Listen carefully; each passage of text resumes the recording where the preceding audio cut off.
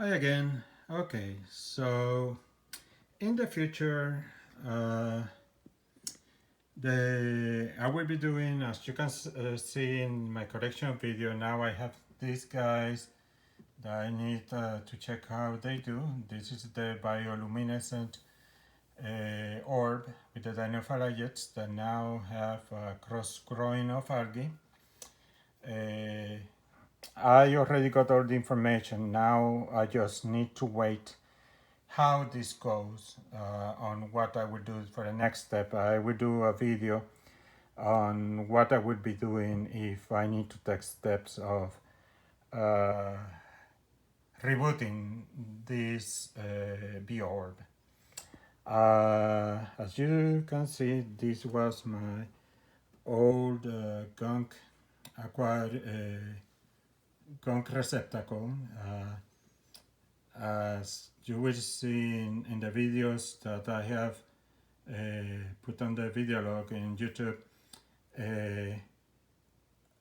this was Pea Soup. All of a sudden it started to clear up, and all of a sudden the eggs that were in the gunk started hatching, and since then I started treating them like a normal aquarium. Actually, this is the typical sea monkey aquarium, and that you can even get today, and they are doing great, except a little, you can see a little tint in the water compared to this.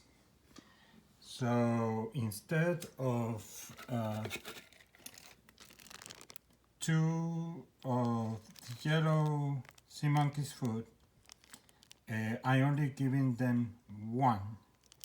I started last week, 3 times a week, not 2 days in a row, to see if the water clears, because they have more than enough algae.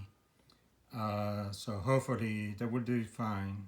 I think maybe the babies will not do that fine because they need suspended particles, but I have an approach for that it will be related to why what was the latest gunk receptacle became the nursery. Anyhow, so here's the original colony of the sea monkeys. I think I started them in June 17 or June 27 of last year. I need to check. And as you can see, they are doing great, although they have more of a tint than the typical aquarium sea monkeys. So I'm doing the same for them. Instead of 2 of the Sigma little spoon, the yellow spoon of the sea monkeys, I only giving them 1, and hopefully that will help clear the water more. Although might be that tint because of the algae that is growing, don't know. And I'm not giving Aqua Dragons food anymore to these 3 aquariums, because I think that might have caused this. I will explain in another video later. Okay, so no much time left. Okay, so as you can see, there are juveniles, and I got babies again. So, and these have been going on at least I would dare to say 2 months. I barely put food here because most of the nutrients are below. That you can see this thing floating, the algae have grown all over it, and because it's interesting that when the lights are off, that goes down, and then when the lights turn on again, that goes up, because all the algae producing oxygen. Anyhow, let me see if I can do. Let me see if I can do proper focus. No.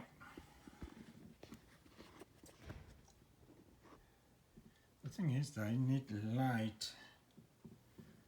So let me see.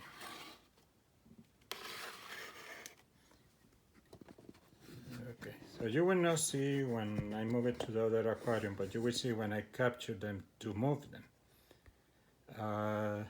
So these are more or less the size that I like to move the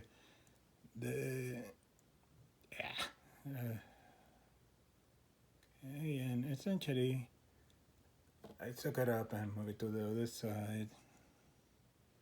So I have been doing this like 2 months, and you will see what I do after that. And after I do the procedure, no, it's a pain to get them, but I want to get as most as I can. Yes, I could try to get bunch in at a time, but not effective, especially that.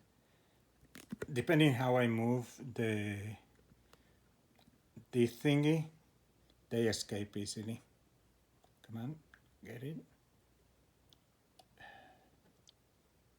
I'm doing that, so they move away from the. They were grazing the walls, so that is great because meaning algae is growing. See how they get out? So it's a pain. I think I will save. I was trying to do a demonstration, but this time I'm having more trouble than other times. Okay, so I will do one more.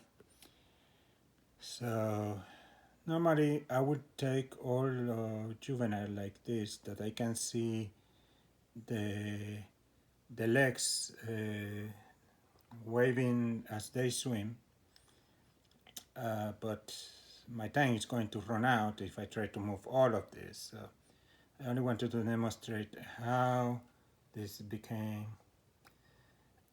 Okay, one more. Come here, you here. Yeah, then you. Okay, so then I go and oops, the video. There you go. And simply put it here. So essentially, I have been doing that like 2 months, and still, they continue hatching. So essentially, what happened is that, as multiple times I mentioned, I have this little pump that I got at the beginning. You can see the videos that I was trying to get more oxygen, and what I discovered about this, the pump has a little, I forgot how it's named, this thing, not a lock, but a valve. So the water do not run back to the actual pump and damage it, and an air stone. So what I have been doing is, at this time I will run out of time, so I will not do it. But after I have moved all the juveniles, I turn on the pump.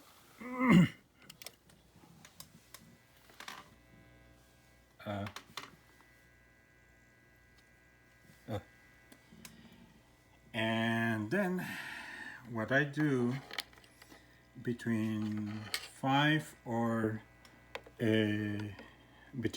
and 15 minutes, I simply let the pump bubble up things. Yes, it will make it dirty, but at this point, two things. Any nutrients that first of all, see all those bubbles, droplets jumping.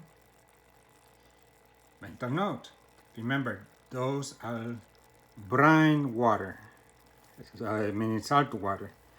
And I made the mistake of doing that in this one, and yes, there is dry salt inside, but it started covering all the side, and it was full of white dots on the outside that I already cleaned. So have in mind anything that if you use an air pump like this, you do not want anything that react. That may need to clean this because of the same reason. So anyhow, we cannot do all the time here, but essentially I do normally half the time there and half the time here, and that essentially put more nutrients particles in the water. And beside that, what happened is, if you see this in 2 days, that is settled down, the water was as clear as you saw before I put the pump in, you will see new babies hatch from the eggs again. And I have been doing this for over 2 freaking months. No adult females. It's just of that last video that you saw me, that I mentioned that I moved from the other 3 aquariums the stuff into this aquarium.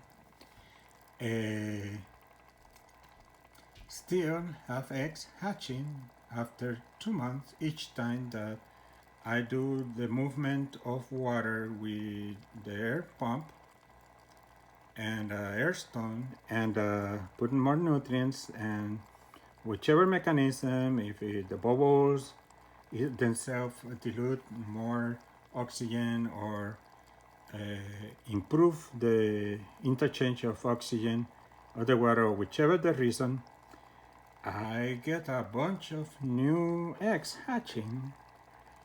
And so I have been trying sure 1 month, maybe 2 months, to not feed them and just move the juveniles from here to here, and nope, they still being born. So I hope that as you can see, originally there were not gunking here and there was less gunking here, so it's building up. My idea is hopefully soon there will be no more branch shrimps being born here, so all of them will be here, and then I will be able to toss all the gunk here. I will not toss the water because the water is brine and is at a good level, but all the gunk here is just algae and gunk, and then remove all the gunk that should have ton of eggs from here, and from here back to here, and again see how many months I can repeat the process of moving juveniles. So anyhow, oops, almost time. So the last thing I wanted to say, one major thing that helped this to clear up after the ecological disaster I made in the video that I mentioned I had to fix them, is almost every day I put in the center between 5 and 15 minutes between those. The last 3 adults of back then was still cloudy. I did this for 2 weeks. It looks like it had cleared quite enough, and I stopped doing it, and then I put food one time, and looks like that was a bad idea. The next day, apparently that prompt too much bacteria still to grow, and all the adults that were left died. But since I saw how the eggs were hatching here, and I know that here I had females with egg for a really long time, I have since then doing the 5 to 15 minutes almost daily, and now the last 2 weeks I'm not doing anymore as often, and I'm doing at a regular feeding, and they are doing great. So anyhow, that is how making the gunk receptacle into a nursery method helped me to help my Aqua Dragons.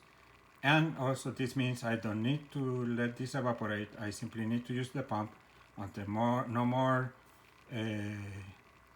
branch shrimps are born, and I repeat the process. No need to let the water evaporate anymore to start the cycle of life.